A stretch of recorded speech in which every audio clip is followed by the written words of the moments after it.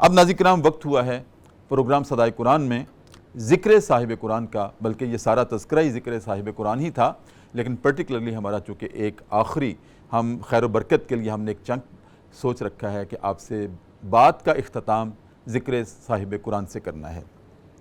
ناظرین کرام، ایک مرتبہ نبی کریم صلی اللہ علیہ وسلم کی خدمت میں ایک بچہ آیا اور بچہ آ کے کہنے لگا، یا رسول اللہ میری اماں کرتا مانگتی ہے۔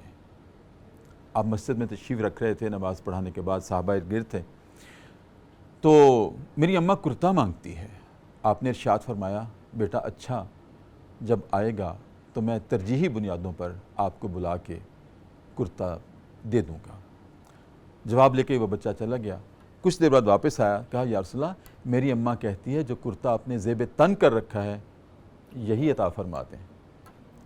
تو نبی کریم صلی اللہ علیہ وسلم نے ناظرین کرام وہ کرتا اتارا، طے کر کے بچے کے حوالے کر دیا، کہا میری اماں چاہتی ہے میں اس کو اپنا کفن بناؤں گی۔ آپ نے اتارا اور حوالے کر دیا تو اللہ رب العزت کی طرف سے یہ وحی آ گئی، اے محبوب ہم نے یہ تو نہیں کہا کہ آپ اتنا دیں کہ خود برہنہ تن ہو بیٹھیں، یہ تو نہیں ہم نے کہا، لیکن آپ نے ناظرین کرام اس لیے وہ کرتا اتار کے دے دیا، کہا کہ یا اللہ جب مجھے رحمت للعالمین بنا کے بھیجا ہے تو پھر میں انکار کیسے کروں۔ آپ برہنہ تن ہو گئے، جو کندھے پہ کپڑا تھا وہ آپ نے اوڑھ لیا۔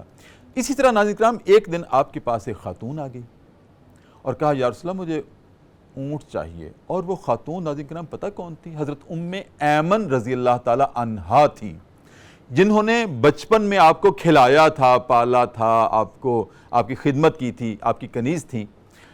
حضرت آمنہ رضی اللہ تعالی عنہا کی، حضرت عبداللہ جو آپ کے والد گرامی کی کنیز تھیں، تو انہوں نے بچپن میں آپ کو اٹھایا کھلایا۔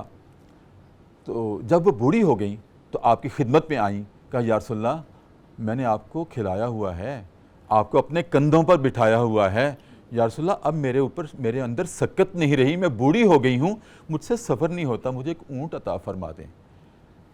نبی کریم صلی اللہ علیہ وسلم نے تبسم فرمایا تو کہا میرے پاس اونٹ تو نہیں ہے، اونٹ کا بچہ ہے۔ کہا یا رسول اللہ نہیں مجھے اونٹ چاہیے، میں نے اونٹ کا بچہ کیا کرنا ہے۔ آپ تبسم فرماتے رہے۔ کیا اس میں ہمارے لیے پیغام کیا ہے کہ نبی کریم تبسم بھی فرماتے تھے۔ ہمارا دین صرف سنجیدہ دین نہیں ہے کہ جس میں ہم ہنسنے کی بات ہی نہ کر سکیں۔ ہاں اللہ رب العزت نے مذاق سے منع کیا ہے، مزاح سے منع نہیں کیا۔ اور مذاق اور مزاح میں فرق کیا ہے کہ مذاق میں ہم دوسرے کی عزت اور عفت کی کوس پر خود کو انجوائے کرتے ہیں، اور مزاح میں ہم سب لطف اندوز ہوتے ہیں، کسی کی عزت میں فرق نہیں آتا۔ تو لہٰذا آپ نے مزاحاً ارشاد فرمایا میرے پاس اونٹ کا بچہ ہے، اونٹ تو نہیں ہے۔ کہا یا رسول اللہ نہیں مجھے اونٹ چاہیے۔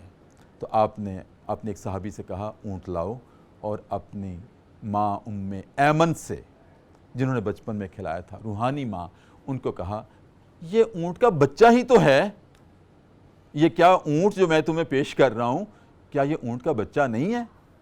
تھا تو وہ اونٹ، لیکن بہرحال اونٹ کا بچہ تھا۔ تو آپ نے مزاحاً تبسم فرمایا، اس محفل کو، اس مجلس کو آپ نے اپنے تبسم سے پرکیف بنایا۔